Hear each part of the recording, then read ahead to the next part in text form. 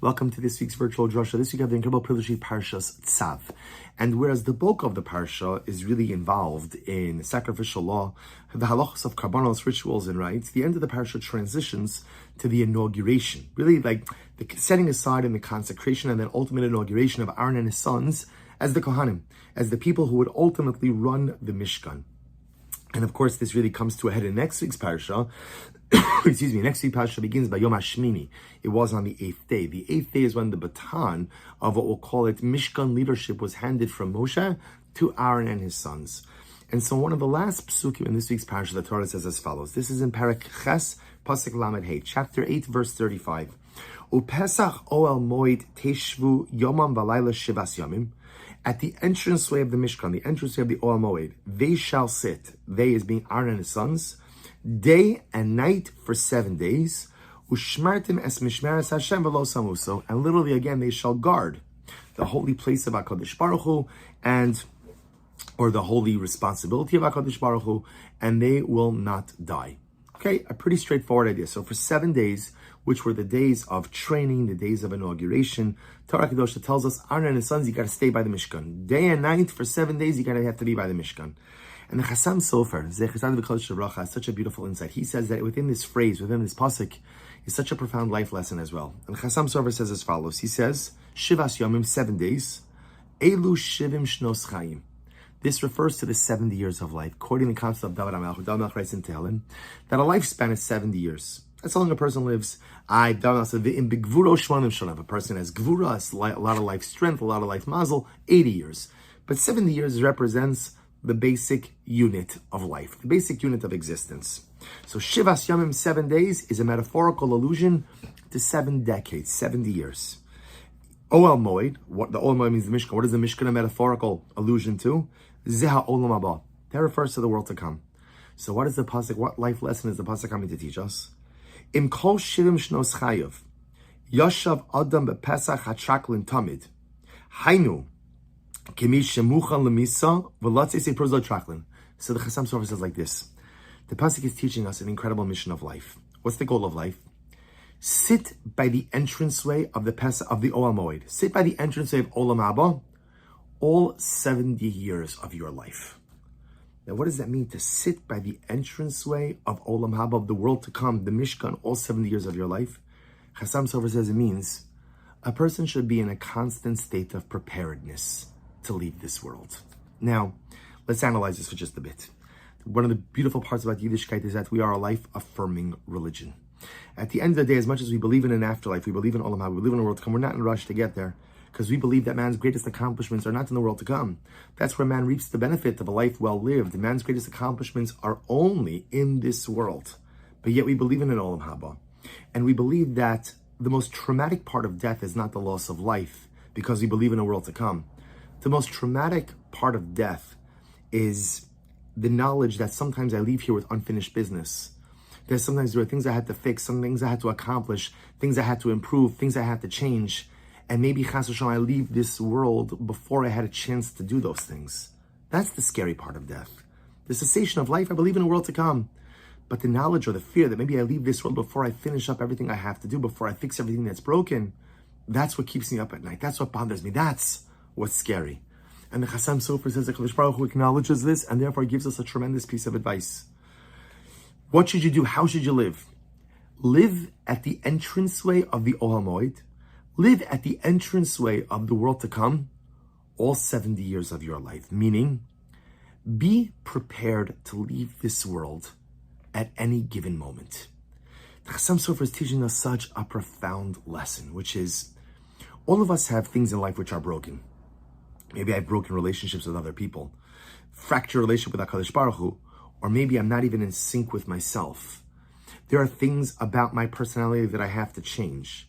There are behaviors I have to stop and other behaviors I have to start. But the nature of man is to procrastinate. The nature of man is to kick the proverbial can down the road. Don't worry, there's no urgency today because there's always tomorrow. And not tomorrow, there's next year. And not next year. And not next year. There's a next decade.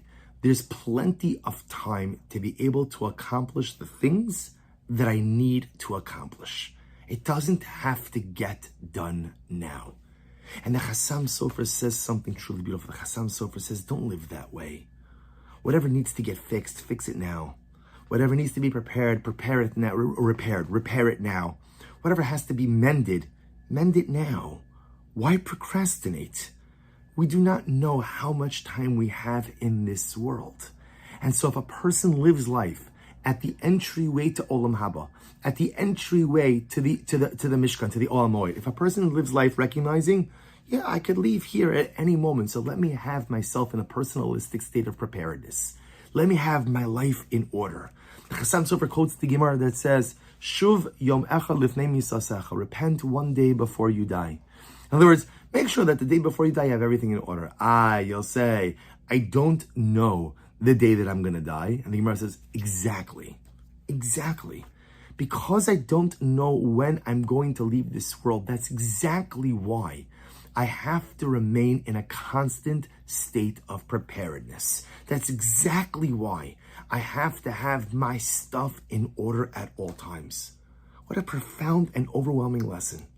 Spend all 7 days, spend all 7 decades sitting at the entranceway of Olam Haba, sitting at the entranceway of the Mishkan, of the world to come, not because I'm eager for death, chas v'shalom, but because I know the day is going to come, and I want to be in a state of personalistic preparedness. Be ready. As Shlomo HaMelech says, B'chol isyu begadecha levanim, your clothing should be white at all times, which again, same motif. Make sure you're ready. We never know when we have to exit the stage. We never know when we have to leave this world. So why leave things in a broken state? Why leave things in a state of disrepair? If I know that things have to be changed, have to be added, have to be mended, have to be repaired, do it today. Just recently, just 2 weeks ago, my wife and I, we took an incredible group of women from the community to Eretz Yisrael on a really overwhelming mission. It was a mission of chizuk, and the chizuk went both ways. And we met so many special people, families who lost their children, soldiers, holy soldiers, precious soldiers, who died defending Am Yisrael and Eretz Yisrael. And one of the most incredible things that I took away from each and every one of these encounters was each of these young men, they had like principles that they stood for in life. As one of the parents put it, we went to visit the parents of Nitai Meisel's, Hashem Yikom Damo, and his parents gave us like a list of what they called his Aseres Hadibros, his 10 Commandments. These were the things that he lived by in life. These were the things that he did. Or when we went to the kever of Ayal Mevorach Twito, and we met his mother, Shiri Twito, in Rehovot, same thing, she had a bookmark with like, these are the life lessons that my son embodied. And it wasn't just that these young men that and it was like this with every person we met. It wasn't the pshat that like, these are the things they said. It's these are the things they said and these are the things they did. These are the things they said and this is the way that they lived.